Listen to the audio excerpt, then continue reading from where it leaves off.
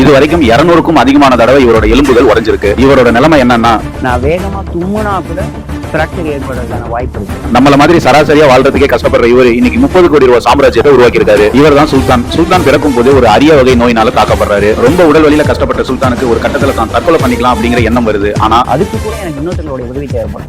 Degree வாங்கின சுல்தான் பல கம்பெனிகள்ல வேலை கேட்டு அலைஞ்சிருக்காரு. ஆனா இவரோட உடல் குறைபாட காரணம் காட்டி யாருமே இவருக்கு வேலை தரல. இந்த சூழ்நிலையில சுல்தான் தான் அப்பாவோட உதவியால சொந்தமா ஒரு ரெஸ்டாரண்ட் ஸ்டார்ட் பண்றாரு. ஆனா அதுவும் 60 லட்சம் ரூபாய் கடன்ல லாஸ் ஆகுது. தோல்வி அடைஞ்ச சுல்தான் மனம் தளராம மறுபடியும் முயற்சி பண்றாரு. இந்த முறை எந்த ஒரு முதலீடுமே இல்லாம அவங்க அப்பா செஞ்சுட்டு இருந்த கார்மெண்ட் பிசினஸ் இவர் டேக் ஓவர் பண்ணிக்கிறாரு. ரொம்ப குறைவான விலைகள்ல வாடிக்கையாளர்களுக்கு துணிகளை கொடுக்க ஆரம்பிக்கிறாரு. ஹாப்பி லைஃப்ங்கிற இவரோட நிறுவனத்துல 150க்கும் அதிகமானவர்கள் வேலை செய்யறாங்க. முடிஞ்ச வரைக்கும் மாற்றுத்திறனாளிகளுக்கு இவரோட நிறுவனத்துல இவர் வேலை வாய்ப்பு தராரு. வாழ்க்கையில ஜெயிக்கிறதுக்கு இவர் சொல்ற விஷயம் என்னன்னா, என்னால முடியாதுன்னு சொன்ன விஷயத்த சொன்னவங்க முன்னாடி நான் பெஸ்டா பண்ணி காட்டுறதுதான் உண்மையான வெற்றியா நான் பாக்குறேன். சுல்தானோட இந்த விடாமுயற்சி உங்களுக்கு பிடிச்சிருந்தா ஒரு லைக் போடுங்க. இவருக்கு வாழ்த்து தெரிவிக்க நினைச்சீங்கன்னா கமெண்ட்ல உங்க வாழ்த்துக்களை சொல்லுங்க. தொடர்ந்து இந்த மாதிரி வீடியோஸ் பார்க்கறதுக்கு நம்ம சேனலை சப்ஸ்கிரைப் பண்ணிக்கங்க.